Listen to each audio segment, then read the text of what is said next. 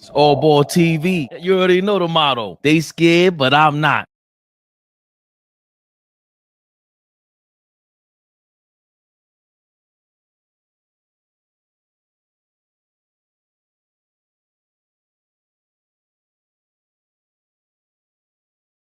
I think they just did a good job speeding us up, pressuring, being physical, blowing up, some of our actions, ball screens and motion.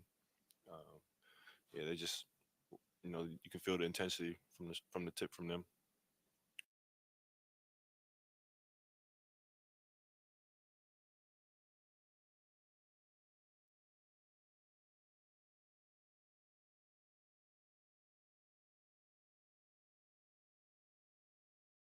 Yeah, Knicks Rehab, baby. Big win over the Orlando Magic. You kidding me? Fabian perspective expected. So accepting. Oh, ball. You know the model is scared, but I'm not. I think I don't know if I want to keep the light on or off because I kind of like the light off. Do I dim it? Yeah, keep it a little dim. I like it dim. Yeah. Feeling sexy, man. Feeling sexy. Hit the treadmill. I hit the treadmill again. I think twice this week. Trying to lose 10 pounds. Like the Knicks made me lose against the Magic. Right? We played Paolo Banchero in the background. You heard what he had to say. The Knicks showed up with some sort of intensity. The propensity and the intensity, as our guy, our guy, loves to say. Knicks, big win over the Magic, holding it down at the crib. Jalen Brunson, 26 points, 3 rebounds, 2 assists. Josh Hart, 19.7 rebounds, 4 assists. He's starting to come into his own, get a lot more comfortable. Like seeing that. Precious, another big-time double-double. 15 points, 14 boards, 5 blocks. Big-time blocks. 2 steals. Deuce. Is that Deuce McBride? 14 points, 3 rebounds, 2 steals. He had like 6 points in that first timeout, that time off that he gave Brunson. Dante DiVincenzo, 11.6 assists, 2 steals. What's not pictured here is Hartenstein's big old block. Big block. We have to look that up.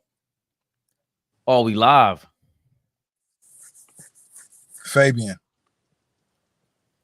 Flea. What up, baby? Chilling, looking for the block. It was a big win block. over the Magic. How you feeling, man? We were a half game back. So that was an important game. They was a 4 seed. We were the 5 seed going into that game. They were a half game up on us. So that was everything is important now. All-Star break is over. We on the, everything is downhill from here in terms of the game. So the way that things are shaking out right now, like every game is important for the Knicks. Like every single game is important going down the stretch, man. Really impressed with our team last night. Told you I wanted to jump in here and really show Precious Achiuwa some love. I think you always remind the people that as much as everybody said Precious was a throw-in on that trade, I was one of the first to say, listen, it's not a throw-in. That's somebody that's going to be vital for us down the stretch. I didn't think we were going to get hit with so many injury bugs where he would have to be like, play out of his mind. But I'm glad he is. Plus 25 last night. Highest plus minus on the floor last night. Didn't shoot the ball like out of this world. Shot 6 for 16. But I think 15 points, 14 rebounds, and just being active, man. Just being active everywhere. Blocking shots, rebounding, finishing around the rim, hitting open shots from the 3. Like, he's just really, really been impressive in this spot, especially since having to up his minutes, up his role with Randall going down. So I'm I'm really impressed by what Precious has been doing since his number's been called, man. Really, really impressed. I think again Tibbs doesn't get enough props. It's another big man. Shout out to my guy Hammer Time Ryan. He finally shout out to he Rob. said it came. He said it flew under the radar for him. How these big guys, they're performing on with Thibodeau, and again I don't want to hear any more about development under Tibbs. That's just different. This is what he had to say after the game. Precious Achiuwa. Thank the man above, thank my family, and I also want to thank New York City for embracing me since I was a little kid. I grew up in New York City, going to middle school, high school out here in the city. So for me, just being able to come back home and represent the city means a lot to me. And I just want to say thank you, New York City. I love you guys. Thanks, Precious. First and foremost, I just want to, thank. See, the problem is people conveniently forget that Precious is a New York City kid. So this is just like a really a shining moment for this young man, to everything to come full circle. Being in the NBA is great, but the dude was in Canada. That's not easy for everybody. We've heard DeMar DeRozan talk about his bouts with different kind of mental health issues, but a big thing that played into that was being in Canada, being outside of the country, dealing with what it takes to play out there. So I'm really, really happy for that kid, man, to things to just come full circle, him to get a chance to play at the Garden, home team. It's a special moment for him, man. I'm super happy for him. We want to give him all the love in the world, obviously, because he's it's just been a lot for him.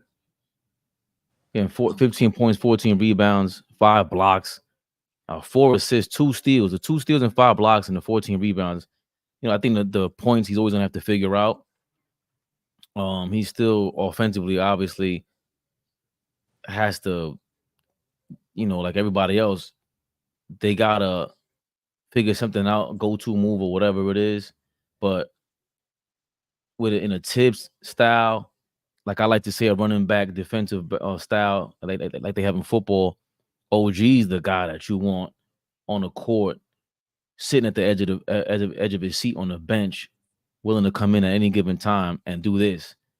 He's gonna have, when he looks bad, we know what his flaws are, but we didn't think that a 90, or none of us, I think the way that the NBA is trending, we done with the 90s, that's trending.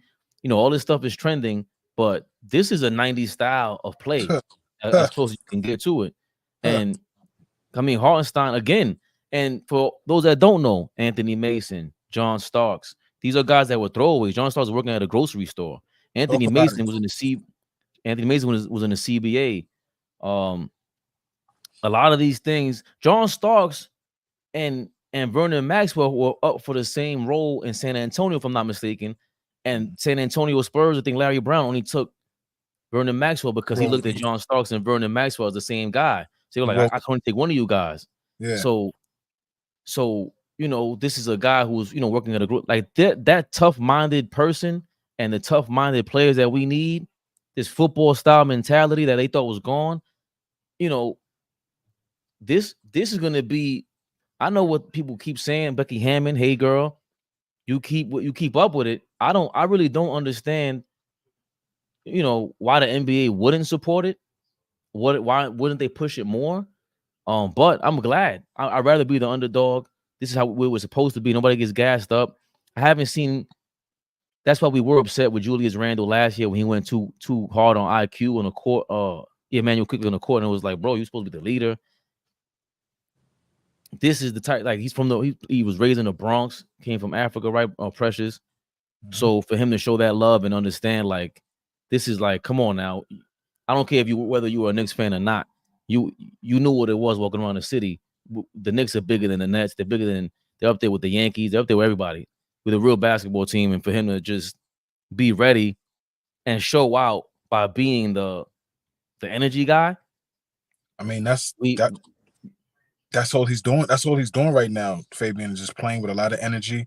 All our guys are playing with a lot of energy. I don't see anybody coming out there on the floor and it looks like you got to take them off the floor because they don't look engaged. Like everybody looks engaged. Like I like how connected we are as a basketball team, although we are undermanned and just the injury bug just bit the hell out of us, man.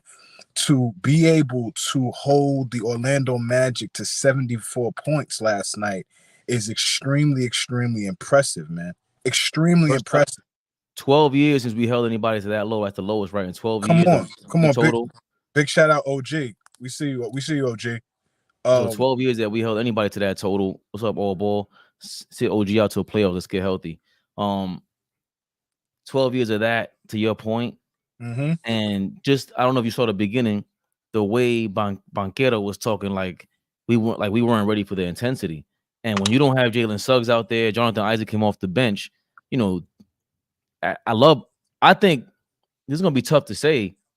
Banchero's the guy that can match someone like Ant-Man's intensity, talent, skill, as opposed to like a Jason Tatum. He's still 19, 18 years old, but the nastiness, I like people that when they catch him off camera, he's a very, I was like Josh Hart and Cole Anthony look like they're from the Bronx and they're about to swipe the first roll of the 25-cent potato chip bag.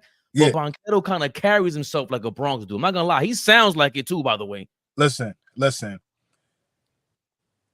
Those guys that come out of Seattle, Washington are some of the toughest players you'll ever like. That crop of guys that come out of there is just like the Jamal Crawfords, like the Brandon Roys, like the DeJounte Murrays, like, list goes on. Tony Roten, Isaiah Thomas, Nate Robinson, like all those guys that come out of that Seattle, Washington area, man, they are tough dudes. They don't play that, right? And they're hoopers, man. They're really, really good. I love how Banchero approaches the game of basketball, man. From when he was, that one year he played at Duke, you could tell like he's tough. He's got an NBA body. He's gonna play to his advantage. One thing that I'm watching about him, right, that I think we, criticize a lot of the players in his style of play. I don't see him letting the defense off the hook too much, Fabian. That boy will put you on the block and kill you. That boy will get you in the mid post and kill you. Can he face up and shoot it? Yes. Can he shoot the three? Yes. Can he put it on the floor? Yes. But when he see a little guy on him, Fabian, give me the block. Yo, clear the right side. I need this. Right here on the block. Give me the rock. Let me take. I love that he does that at such an early stage, at being so young, man. So I'm glad you brought up Banchero. We are going to fall in love with that kid's game, right? When I say 2-3 years from now, we're gonna be on Knicks Rehab, having to mention that kid, as one of the better players in the league, man. Like I really like that kid's game. But the knock on him coming into the league was that there was like supposed to be some issues with his stamina. Like there was something motor. going on with him. And it was his motor. Like he didn't get up. He didn't get up for all games, right? But listen, I watched him last year, outright win that Rookie of the Year last year. I thought that was one of the easier Rookie of the Year races. He was outright the best rookie last year.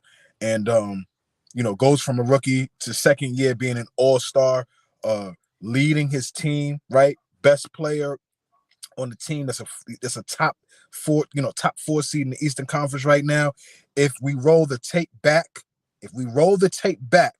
Fabian is on record, pom-poms ringing for the Orlando Magic at the beginning of the season. But I'm saying that being funny, but I'm saying that because you were right about them, right? They were great defensively at the start of the season. They kind of tapered off a little bit, but they still are a very good defensive team. I was just talking about Jamal Mosley. on another platform how great he's done as a head coach, man. What platform was that? Why don't you shout them out? You have a problem with that? We had you like stop shouting people out on our platform. What platform you talking about, man? So I was talking about Jamal Mosley and how good he's doing as the head coach at Orlando Magic. So I'm just gonna bypass what you're saying. Like, I'm not. That's crazy. I'm not doing all right. That. You threw me And off. he was but Jamal Mosley. I see it's tough because with the how did Thibodeau find or they got these guys for him? Because like I always point to the Kemba Walker press conference with Thibodeau, and he was very adamant about, yo, man, like basically this ain't my guy. And I told y'all from the beginning, this ain't my guy. That's it. He didn't say that, but it was December. RJ Barrett don't even come to practice like that anymore. The way he was talking, I'm like, yo, this is kind of gangster right now. Yeah. Kemba's beloved in New York. He knew to be very like, yo, Kemba professional. It's not his fault at all. That was a shot at the office. So he's saying, get my guys over here. So the Precious Achiuwas of the world, Hartenstein was already here. Josh Hart wasn't there yet, but that's a guy that edge of the seat over his bench. He's ready to go. Like we talked about with John Starks and Anthony Mason types. Is that what Mosley and the Magic are missing? Because Isaac and them guys and when if Suggs and Isaac are healthy, that Magic team is different. They're probably the best defense in the league. There is just the pressure on the point of attack, and then Isaac able to rotate like that. That's just defensively, just everybody's 6'10" or above except for Suggs. It's tough. And everybody is young. Nobody gives credit to how young some of the best defensive teams in the league are young teams. I just love the fact that you can say that about some of these young guys, that they, as much as we talk about there's no defense in the league, these kids don't care about playing defense. Well, let's take a look at some of the best defensive teams in the league. Minnesota is a fairly young team. Orlando Magic is a fairly young team. The New York Knicks have a lot of you know what I'm saying, Fabian? Like, so I love the fact that we can, kind of dispel the myth that, hey, guys don't want to defend, especially these young kids. Man, Jared Vanderbilt, Jaden McDaniels, well, Vandy too, but Jaden McDaniels is gonna get paid big bucks because he can go out there and get stops. He's gonna get paid mightily by whoever it is because he goes out there and just cares about defending. That's just one of many of the young guys right now that plays defense. So, I love that. You said Jalen Suggs. Jalen Suggs is another guy that really cares about defending. Jonathan Isaac, another guy. Like a bunch of those guys over there in Orlando. Even Banchero. Banchero ain't just a guy that's just gonna put the ball in the basket. He looks like he's invested in being a solid defender. So he takes on the challenge, but I think Banchero's problem is everybody's talking a lot. They really practice the freedom of speech out here. I don't like Brunson practicing that too much freedom of speech too. I see you, Brunson. Chill out. We'll get to you in a second. Banchero misses a lot of rotations for the rebounding. I think he's turning too much of a pretty boy sometimes. If he stays dirt nasty, Seattle kid, he's gonna. I just see him being even more of a problem than Tatum just because he's nastier. Yeah.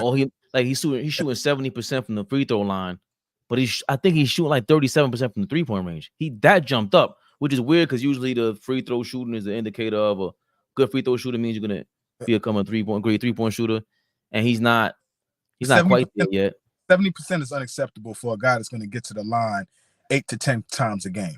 In his prime, like when he reaches his peak, he's going to be a guy that you're going to see at the line 8 to 10 times, and then probably at his peak, if he really wants to take advantage, 10 to 12 times a game, he could get to the line every single night because he's so strong, because he's just going to be a mismatch for every defender every night. You're going to have problems trying to stop this dude. So 70%, he has to be better.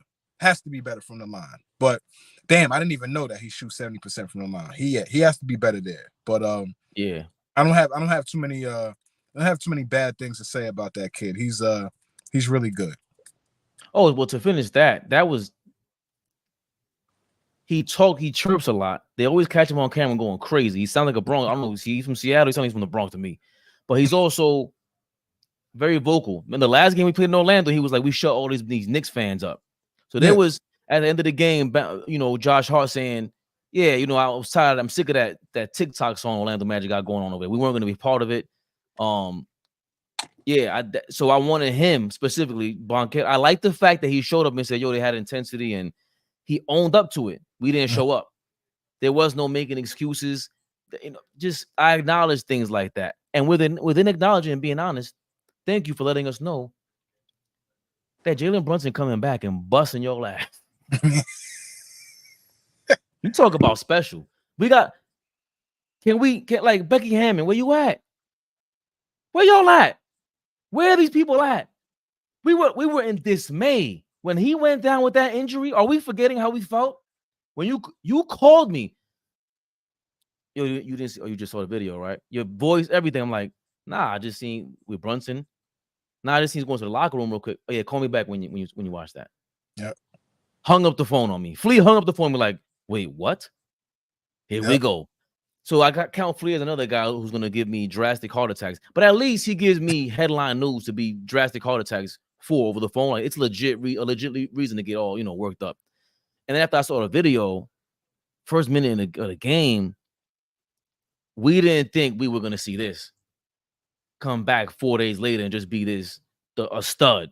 Finally getting some damn. How many minutes did he play? Maybe 28. Finally being able to earn 28 minutes. I'll take it. Finally being able to earn his time off after losing a knee damn near Tibbs.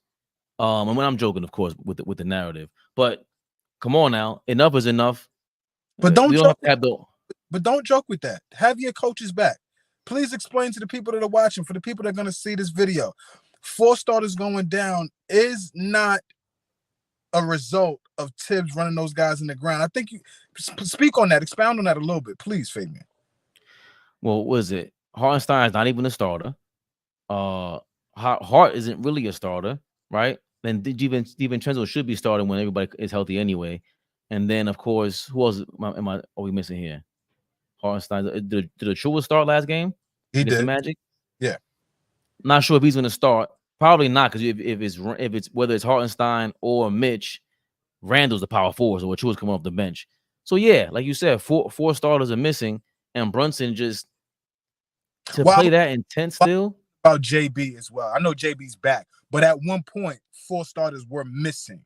Right, we were missing Jalen Brunson. We're missing OG. We're missing Julius. We're missing Mitch. So I just thank you for saying that, though, bro. Like, because for the Knicks faithful, for the Knicks rehab faithful, for the people that have been watching Tibbs his entire career, he has got this narrative attached to him that he runs guys into the ground. Now, is that partly true? Absolutely. That's not something that is like a myth, but at the same time, that can't be attached to this situation right here. He wasn't overplaying Mitch. He wasn't overplaying Randall. He wasn't overplaying OG, right? We maybe can say he was overplaying Jalen Brunson, but that was due to the fact that we're overcompensating for the fact that we're missing guys. So JB has to be out there to finish certain games that we don't have in the bag, right? Every win matters for the position that we're in. So if one guy that I could say maybe played high minutes and, like what you just said, he earned his day off, right, is Jalen Brunson, right? But every other guy, Mitch going down with a dislocated shoulder, that's a freak accident. He was being aggressive. He just went down. Same thing with Mitchell Robinson and the ankle. And OG, I still don't know how he hurt his elbow. I still don't. Somebody tell me. DM me. Shoot me a text message, send me a letter in the mail, something. I have no clue how OG Anunoby hurt his elbow. OG, if you see this, brother, let us know. Come on, Knicks Rehab. Let us know how you got that injury. We would like to know, bro. Please. Oh, wow. Great transition. Speaking of which, we definitely want to know why you got injured, because now it's being reported that we miss you, man. Well, of course, we drastically miss you, even though we created a big time defensive stat in the last 12 years, having held the team down to 74 points since the Impressive. John Wall Wizards. Since the John Wall Wizards. So OG Anunoby, and thanks to John Smith, he's the one who put this in the comments. Not John Smith, I appreciate you. I had to search for it. Apparently, it's from the Roto Wire. OG Anunoby won't play against Philadelphia tomorrow on Sunday. He's out with the elbow. The elbow injury that's affecting Anunoby turned out to be more complicated than initially expected, and he is now set to miss an 18th consecutive game. His next chance to play will come against the Sixers on Tuesday, but it wouldn't be surprising if he's forced to miss a few more games on the sidelines. So that was what, March 9th, 4:38. So that was about approximately 3 hours ago. Greatest rapper of all time died on March 9th. Yeah, so that was 3 hours ago. What do we? Big shout out to we already got Chris Wallace. Shout out to Chris Wallace and God bless the dead. You know, we got AllBall in the comments. Sit OG out to the playoffs. Let's get healthy. Is that? I mean, that's an option. What do you think about that?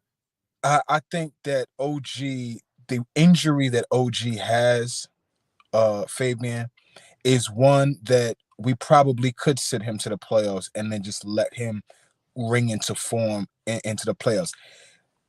I wouldn't imagine that he's out of shape right now. With an elbow injury, I can imagine that he's able to get on the court, he's able to run, he's able to do conditioning, he's able to stay in shape. That I would be confident in. Now, knocking the rust off your jump shot, your timing, all of those things, anybody has to get right with that. Your favorite player missed 3 games. He's gonna have to come back and get his timing, under wraps. But the bright spot with this is because it is an elbow injury. It's not a lower extremity injury. It's not something that's making him sit down and not move at all.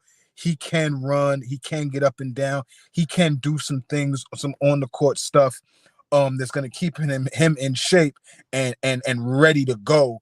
When the time is right for him to get back on the court. So I can't, and I agree with the comment. He had to.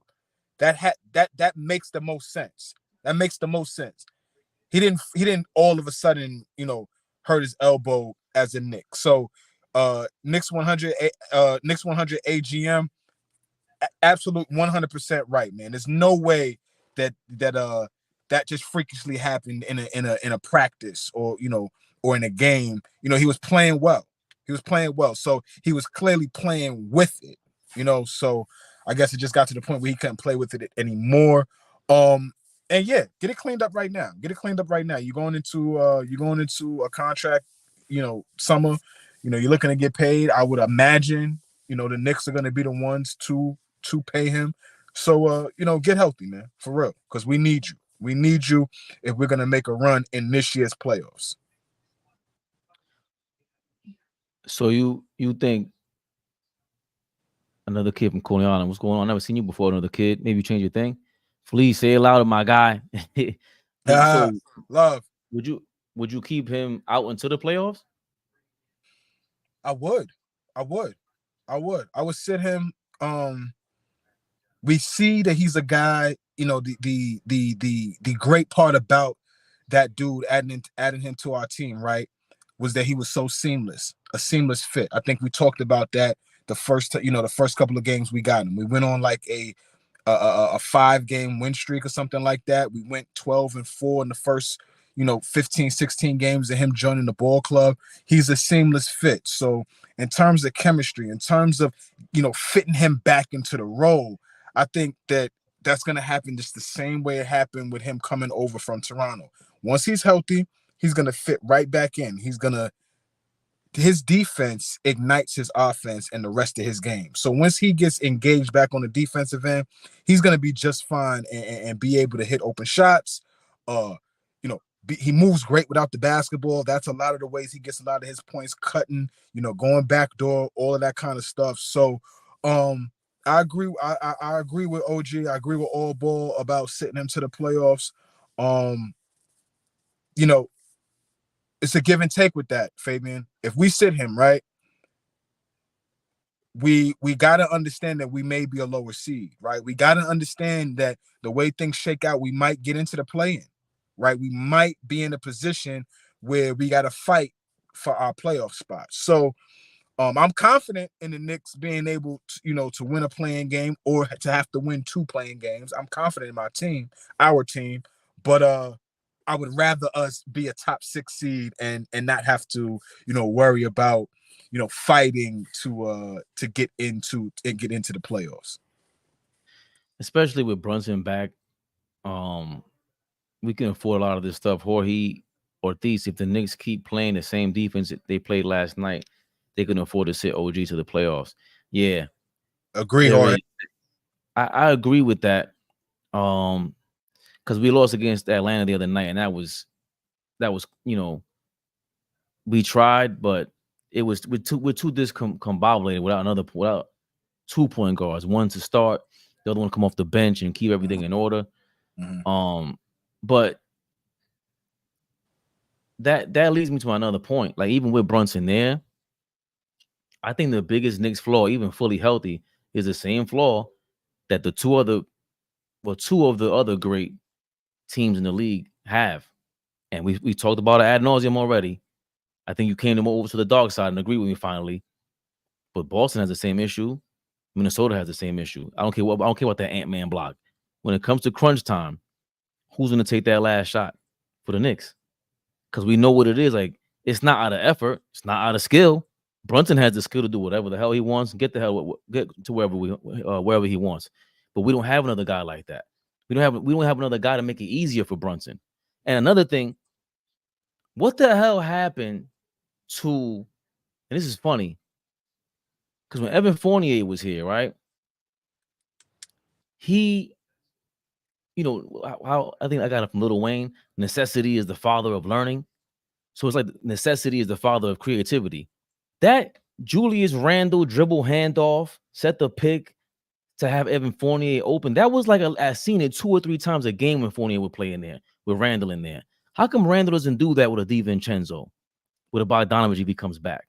Like, even with Brunson, where did that go? Because even that is setting up something where it's like, is it the only reason why you did it because it's Fournier and we know he doesn't have a handle and stuff like that? Why not do it with the guys that do have a handle and make the whole, at least that, like something like that, even more dangerous? Maybe I'm bugging, and maybe it is the absence of Julius Randle who's missing also. Is that the thing, or do you think we're completely confident in crunch time? To speak on that specific action, you were seeing Julius do that a lot when we didn't have a point guard. When Brunson wasn't even a Knick, you saw that because Julius was initiating a lot of the offense back when we had Alec Burks as our starting point guard, or even Derrick Rose as our starting point, right? Like, we didn't have a guy that naturally initiated offense, but we had a guy that was especially at that time, was a pretty decent passer in Julius Randle. So Tibbs puts the ball in his hand, and now we're initiating offense, and now you see Julius Randle getting in dribble handoff positions and, initiating offense with action with Evan Fournier, as you said. So I will say that you don't see that much anymore because, Julius doesn't have to do it. Brunson, the ball is in Brunson's hands now, and you're not going to I'm glad he doesn't have to do that anymore, to be honest with you, because, that puts so much pressure on him, to take care of the basketball. I love the fact that Brunson has the ball in his hand. He's not a turnover machine. He's not a guy that is going to force too much. We saw a lot of times that year where we were a 4th seed going into the playoffs, with Julius as our best player, he had to force a lot of stuff at that time. And just having Brunson in the fold right now, he doesn't have to force much of anything anymore. So when it does come to crunch time, though, do I trust Jalen Brunson? Yeah. I also trust Julius Randle to hit an open shot. I also trust OG Anunoby to hit an open shot. I also trust DiVincenzo to hit open shots. So I think our team is a little different than a Boston, even though they have multiple options as well. Even Minnesota, although they have multiple options as well. I think the Knicks, if you took a snapshot of all the options that we have, you got to defend everybody. In a situation where we're down 2 and it's 20 seconds left on the clock, and we need a big shot. Yes, we know that we would like Brunson to take that shot, but you bet not leave Dante DiVincenzo. You bet not leave Julius Randle. You better not leave OG in that left corner free, right? You better not leave him. You better not leave Josh Hart free on the back door, because he's gonna make a great cut off the ball, right? So I think what makes us so good and puts us in a position to compete with Milwaukee and Boston is that we got a guy that's going to hit big shots in Brunson, but we got a couple other guys that are not afraid of taking big shots either. I don't know if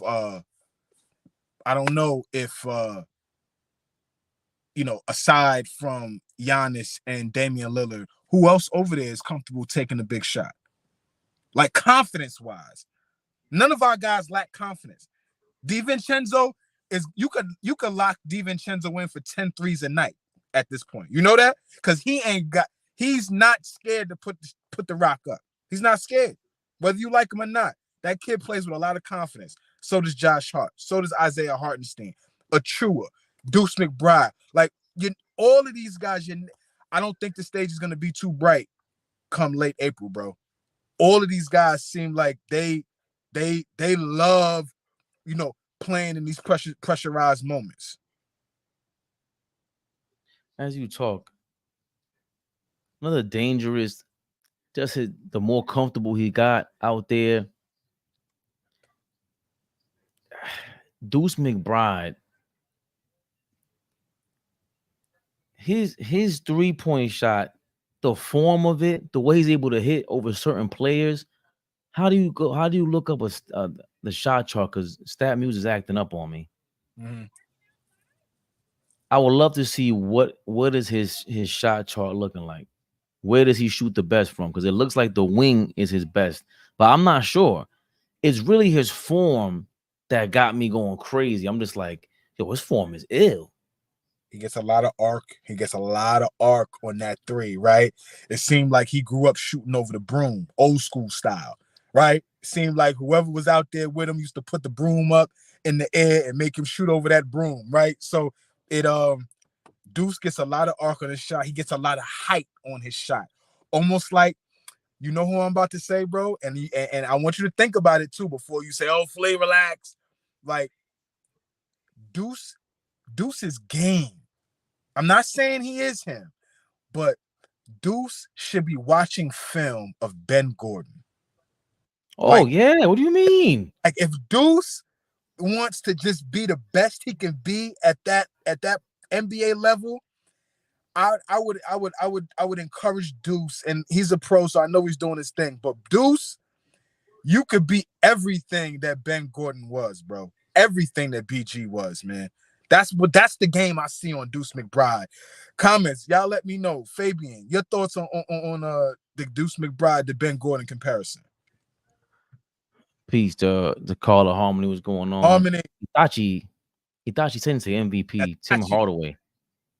Which Tim Hardaway, Knicks 100. By the way, Knicks Hardaway did jump in here. Consistent as usual. Sup, Nickus. I like that one. That was dope. I like the Ben Gordon thing. Just Ben Gordon came in tough. UConn, right? UConn guy. Oh, he's talking about UTEP Tim. Yeah, Tim, another small guy. Deuce he looks smaller than 6'1". You know how like AI was 6 feet, but look, he played bigger. Right.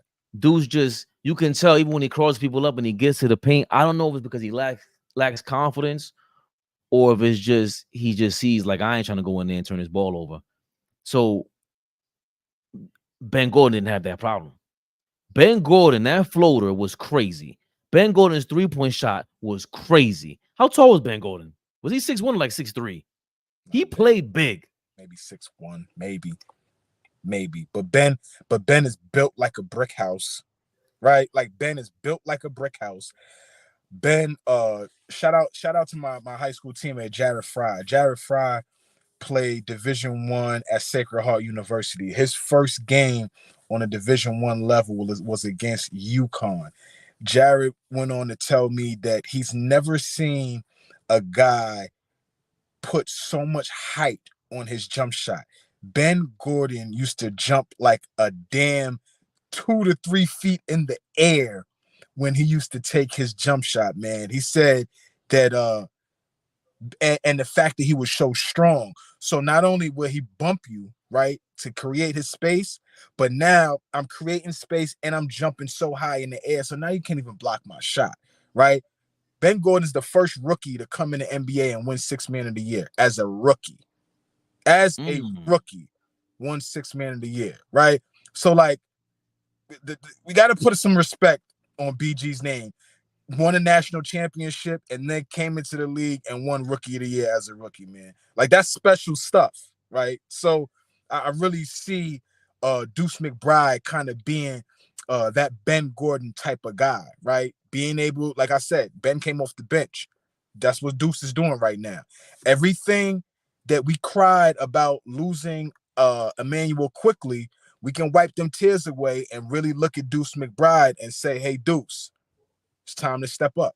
It's time to step up. So, you know, I love Deuce, though. You think that because Emmanuel quickly had 17 assists the other night, I think last night, he's going crazy. He plays me. He's fun. They gave him the keys over there to rock, and he's doing. I'm so happy for him. So happy for him. Like, hated to see him go, but for him to flourish in another spot, for him to be, you know, in a position to be a starting point guard, like I love that. I love that for him. He deserves it. Yeah. I mean, we know that's the guy we thought. And then, you know, RJ's killing too. He's shooting 55% over there in Toronto, but we just don't expect. They're miss. I mean, Scotty Barnes may be too young. We got our guys in place. Deuce McBride. I'm just trying to think. When you talked about late game, I was trying to see his shot chart, man. Where does Deuce McBride shoot the best? Because we know OG's left corner, Bohan's right corner. Mm-hmm. I don't even know DiVincenzo's because that is when they split that up, it's over. I'm sure there's a spot where he hits more shots, but Dante ain't never seen a shot he don't like. So like, yeah, he ain't never seen a shot he don't like. Like, so I'm trying to figure out if you can sneak in Deuce McBride on a couple of possessions with Brunson there, especially, let's say, because this is how I think of stuff. If it's the end of the first half, I would sneak something out there like, oh, let me throw in Deuce real quick, put him in the corner or on the wing, and with Brunson out there, see how this works, see how they respond. Oh, okay. Let me see how, in particular, how Deuce McBride responds. Let me see that high arc and when it really counts. I gotta think about that. I gotta think about that though, Fabian. I can't recall those two guys being on the floor very often. I mean, we don't want that. That might be a hamburger sandwich. Very true, but I don't know. You might be put in certain positions come playoff time where you might have to play those two guys. I don't know. I don't know what position. I'd have to sit down and think about that. I don't know what spot you would be in to ever have to have those two guys on the floor at the same time. Because even so, like how often did we see IQ and Jalen Brunson on the floor at the same time? A couple of times, especially when you know, were those lineups that we frequently saw? Especially when they would start IQ a couple of times. They were in the lineup together a couple of times, definitely. Not extensive minutes though. They're not playing extended minutes. You know, you out there for 8 minutes out of a quarter, and you got these two guys on the floor together. That's not something that Tibbs would typically do. Nah.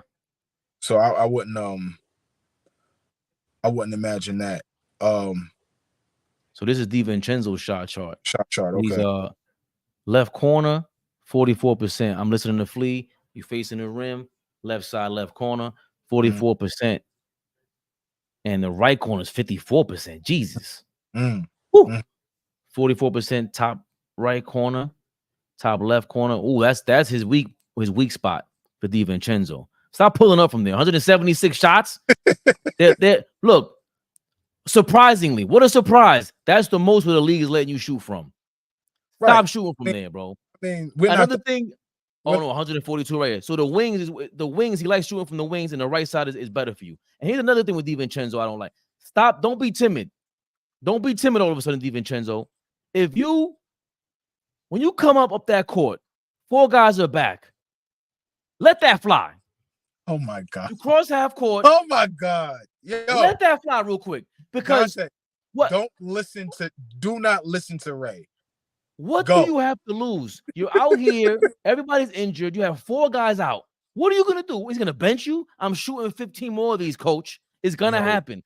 I'm crossing half court. Let it fly, babe. Everybody, bro, let it fly. Everybody's already on the other side of the court, right? It's going to be a long rebound, worst case scenario.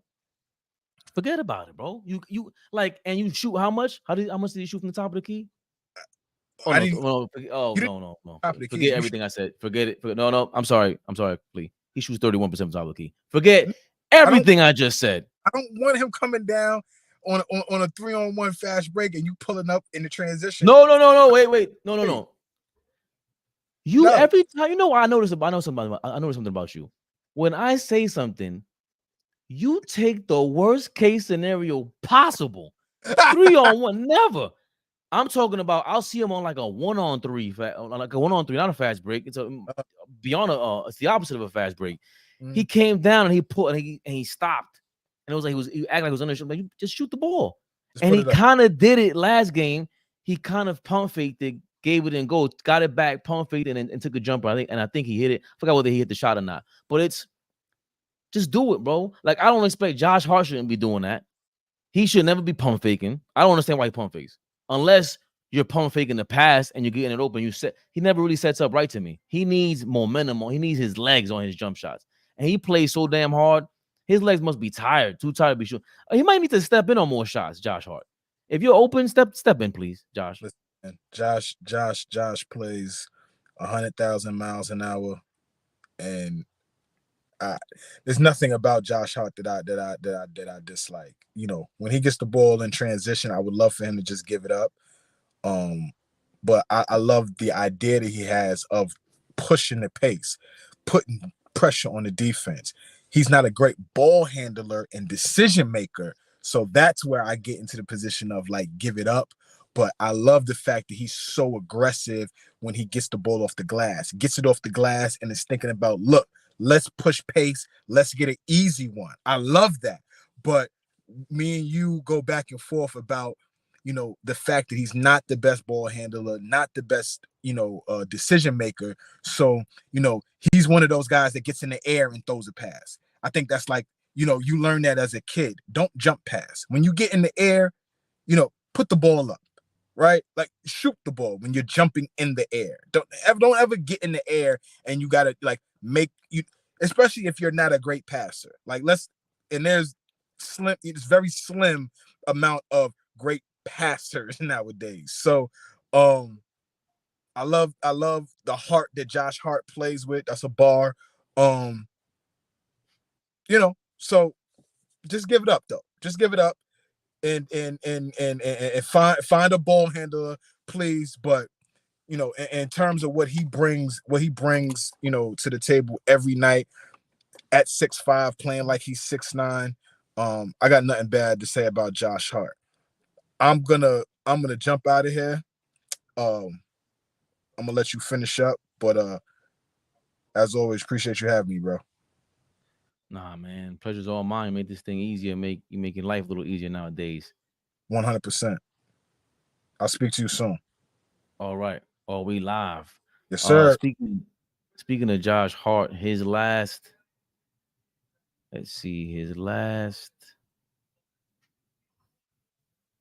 few games. Oh, since here, let's say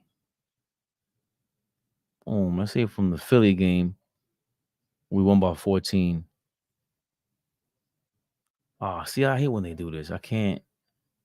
Oh, it's not loaded up yet. Is that the problem? I just want to get the average on here. There we go. He's been averaging 16.5 points, 45% from the field, 43.5% from three. His free throw shooting is horrendous. He's always mad at himself about his free throws. But 16.5 points, basically 6 assists, 1 steal, 8.8% of a block, less than 2 turnovers a game, 11 rebounds. Again, 11, 6, and 16.5 for Josh Hart in 43 minutes of play in the last 8 minutes, in the last 8 games. The last 8 games, he averages 43 minutes a game. 44 minutes, 41, 41, 40, 47 minutes against Golden State. We remember that one. 45 minutes against Cleveland, 43 minutes against Atlanta, and 42 against the Magic. 43 minutes he's averaging per game since the Philadelphia game, and he's averaging 16.5, 6 assists, 11 rebounds, 45% from the field, and 43.5% from 3. Come on, man. This is coming from his season averages of 9, 7, and 3. He's playing incredible, man. He's playing incredible. I wanted to show Josh Hart a lot of love from an emotional standpoint. IQ used to play to the crowd a lot. We didn't have too many guys that come to the crowd, point to the crowd. Some people might look at that as showing up, whoever. I don't know. But Josh Hart is playing towards the crowd. He's a charismatic individual. I don't mind that whatsoever, because if nobody else is going to do that, especially when you have a team like, again, the John Starks comparison. John Starks used to play towards the crowd, very animated. It's hard to play toe the line, right? But he's not just towing the line. He's not just some bum. You know, John Starks wasn't a bum. These are the guys that are contributing, throwing their heart, leaving their heart on the floor, and then coming towards the crowd. And this was after the end when he yammed the ball on off the rebound. Comes towards the crowd, starts yelling, hit the layup. He knows how to get the crowd going. And you just got to appreciate what Josh Hart is doing. Those numbers are crazy. Those numbers are insane. Not talked about enough in his last 8 games. Who else can we talk about in the last 8 games? Maybe Deuce McBride in the last 8 games. By the way, speaking of Deuce McBride, just to finish that one up, his shot chart, where we were trying to see where he shoots best from. This is the unofficial one from StatMuse, because I put at the top McBride shot chart, wondering if this is the right one. They have no way to really tell. It has the Knicks right here, the Knicks logo. But from the corner, he's shooting around league average. The left corner is shooting league average, 39%. The right corner is Deuce's spot, 48%. That right corner. 35%, a little less than league average from the top right wing. And from the left wing, he shoots 40%. That's above average as well. And he has this little spot, top of the key, he's shooting 50%. Top of the key, he's shooting 50%. So they're not letting him shoot that much, or he's not getting the ball there enough to shoot. 14 shots. That's the least amount of 3-point shots that he takes is from the top of the key. And the top right corner is the second least amount of shots. So I like to look at it like, since he's small like that, they're going to let him take shots from these places. He's shooting league average from the left corner. Let's funnel him and play defense so that, you know, Deuce McBride's in his left corner, not in the right corner, definitely not in the top of the key. In the top left wing, I think somebody in the comments said top right corner for Dude, never misses. I think it's top left corner, or Jorge. Top left corner. Because the top left corner is where he shot that last shot against the Magic last game. I think it was over Banchero, and he showed the rotation, the arc on it, as Flea put it. Let's get to these comments, then we get out of here, fellas. Deuce mid-range is trustworthy too. Don't sleep. I agree. He got to create his own shot, and it's tough. It's tough. I would love to see him with a floater, little man in a big man's game, big man's world. Top right corner. Yeah. Teams know that the Knicks are a very dangerous team. Healthy Deuce is the next project for Tibbs. Let's see. We know. I'm just tired of hearing that, you know, you can't develop on the Tibbs. That narrative is dead, man. I've been saying that since I first seen him play, he looks like Ben Gordon. That's tough, because Ben Gordon was just tough, man. From the gate, He's more like, remember, Deuce McBride, even Obi Toppin, Mitchell Robinson. Even if you think about it, including Jalen Brunson and Julius Randle, these weren't guys that were expected to be all NBA guys. And somehow on the Tibbs, Jalen Brunson and obviously Julius Randle become all NBA. Mitchell Robinson is potentially all NBA, definitely all defense. He's not gonna make all defense, or because of the rules only allow one big man or whatever it is, if that's the case. But Mitchell Robinson, we're talking about high level guys. Mitchell Robinson is high level at whatever he does, the offensive rebounding and the defense. So, can McBride be Ben Gordon-ish as much as possible? He just tries. He goes out there. Same thing with OG Anunoby. We love to see that from him. Randall will show Dante with his eyes where he wants him to go. They do it a lot. I was just hoping, I understand what Flea is saying. You don't have the responsibility of having Randall with the ball too much, which is true, because you don't want Randall to be forced to create off the handle too much. Like, if it happens, it happens. But we really don't. We'd rather you give and go. I just always thought it was lethal when they had Fournier on a dribble handoff, and he would get so many shots open in that Joker style. You see a Joker doing it a lot, where he can dribble handoff and set a pick crazy. Sabonis is good at that. Sabonis and Herter had a really good thing going on last year until Herter fell off the face of this earth. He seems to be a sham over there in Sacramento. He was doing all right in Atlanta, but you saw them with the dribble handoff. They shot like 90% at a certain point. I want to see Randall do that with someone, whether it's DiVincenzo, because now DiVincenzo is more athletic than Fournier. He can put the ball on the floor. He's tougher. And now it sets something up with him and Randall. Like, I just, maybe I'm crazy, but I want to see a dribble handoff action with Julius Randle and DiVincenzo when they're healthy. Was DiVincenzo 6'5"? DiVincenzo could give it back to him while he's diving to the basket. Randle, right? I want to see this, man. I would love to see this. Eye contact. Yeah, I hope Brunson group wins something. We need more retired jerseys. Yeah. Our Russ is gonna be crazy. That's the thing too. Knicks 100. I'm scared of the rust. Julius Randle showed he needs momentum. He needs reps. He's a workout kind of guy. You could tell he's a workout kind of guy. He needs reps to keep going, and then he gets into a rhythm. And yeah, we need that though. Shout out to John Smith, who came through with the news about OG. So OG and Anunoby will not be playing tomorrow against the 76ers. The elbow injury is more complicated than first thought, whatever the hell that means.